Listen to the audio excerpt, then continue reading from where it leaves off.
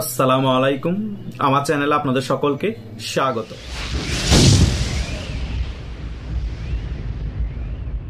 বাংলাদেশের এখন বর্তমান অবস্থা দেখে মনে হচ্ছে বাংলাদেশের জন্য খুবই খারাপ একটি সময় আসতে চলেছে এবং বাংলাদেশের জনগণ যেগুলো আগে কখনো দেখেনি সেটা বাংলাদেশে ঘটতে চলেছে।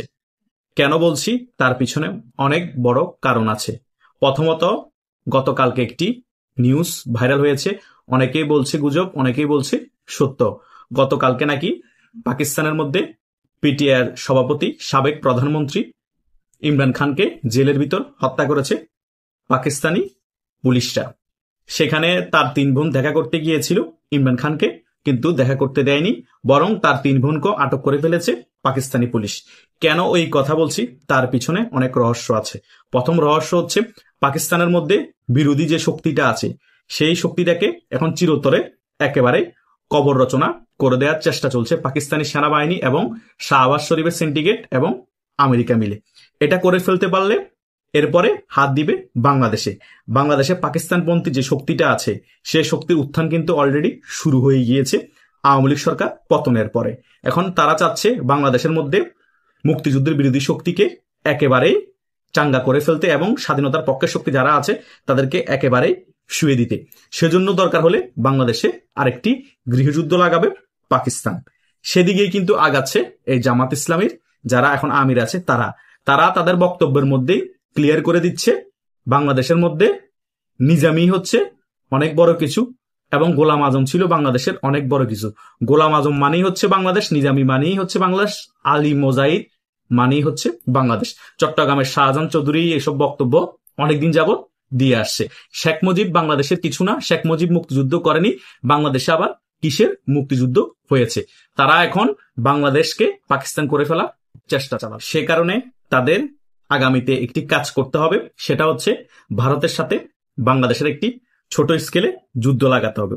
এখন তো বলে কয়ে আর যুদ্ধ হবে না, সে কারণে প্লট তৈরি করছে পাকিস্তান। কিভাবে প্লট তৈরি করছে? বাংলাদেশের আর্মিকে এবং মুক্তিযুদ্ধ বিরোধী শক্তিকে ভারতের বিরুদ্ধে উস্কিয়ে দিচ্ছে এবং বাংলাদেশের মধ্যে জঙ্গি রপ্তানি করে বাংলাদেশের জায়গা ব্যবহার করে ভারতে জঙ্গি হামলা প্ল্যানিং করছে। যখন এই কাজটা করতে সাকসেস হয়ে যাবে পাকিস্তান, বাংলাদেশের জায়গা ব্যবহার করে, ভূমি ব্যবহার করে ভারতের মধ্যে জঙ্গি হামলা চালাবে, তখন ভারত ওটাকে ইস্যু করে সার্জিক্যাল স্ট্রাইক চালিয়ে ফেলবে বাংলাদেশে। তখন বাংলাদেশকে পাকিস্তান বলবে তোমাদেরকে আমি সমর্থন দিচ্ছি, তোমরা একটা অ্যাকশন শুরু করো। তখন একটা ছোট স্কেলে যুদ্ধের সম্ভাবনা শুরু হবে। তখনই হবে পাকিস্তানের মেইন খেলা। বাংলাদেশের জনগণকে উস্কিয়ে দিবে যে আমরা পাকিস্তান এবং বাংলাদেশ এক।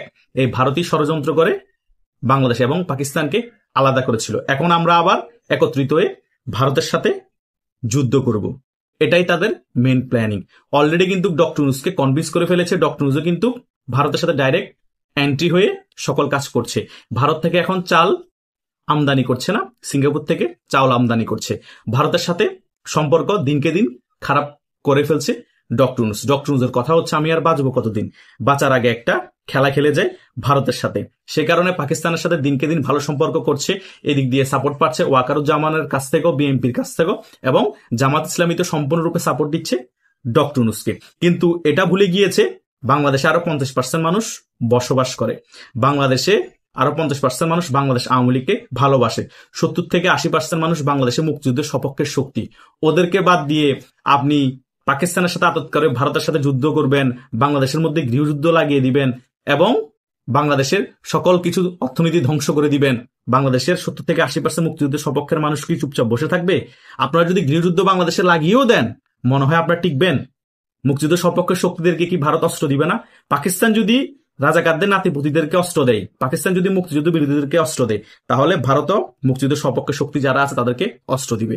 যদি সেদিকে আপনারা বাংলাদেশের পরিস্থিতিকে ধাবিত করেন। কিন্তু যে ভয়ঙ্কর আগাম বার্তা আমরা সকল দিক থেকে শুনতে পাচ্ছি, দেখতে পাচ্ছি, মনে হচ্ছে আগামীতে সেটা ছাড়া মুক্তিযুদ্ধের সপক্ষে শক্তি বাংলাদেশে ফিরে আসা সম্ভব হবে না। কারণ মুক্তিযুদ্ধের সপক্ষে শক্তি যদি ফিরে আসতে হয়, আগামীতে সশস্ত্র আন্দোলনের মাধ্যমে ফিরে আসতে হবে। কারণ আপনারা তো এখন কোনো কথা বললেই বলেন আওয়ামী লীগের দোসর, কোনো কথা বললেই বলেন এই ফেসিস্ট। মানে মুক্তিযুদ্ধের পক্ষে কোনো কথা বলাই যাবে না।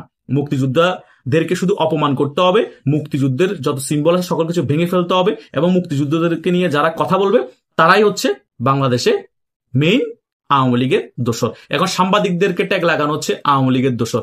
এখন যারা অন্যান্য ব্যক্তিত্ব আছে, শিক্ষকদেরকে ট্যাগ লাগানো হচ্ছে আওয়ামী লীগের দোসর। মানে মোট কথা হচ্ছে সরকারের বিরুদ্ধে যারা যাবে, যারাই জামাতের বিরুদ্ধে কথা বলবে, যারাই পাকিস্তানের বিরুদ্ধে কথা বলবে, তারাই আওয়ামী লীগের দোসর। এভাবে করে গৃহযুদ্ধ পরিস্থিতি তৈরি করে কোনো লাভ হবে না। বরং আপনারা 1971 সালের পরে যে সুযোগ সুবিধাটা পেয়েছিলেন, রাজনীতি করার অধিকার পেয়েছিলেন, আপনাদেরকে বঙ্গবন্ধু বিচার না করে সকলকে সাধারণ ক্ষমা করে দিয়েছিলেন, সেটা কিন্তু আগামীতে আর ঘটবে না।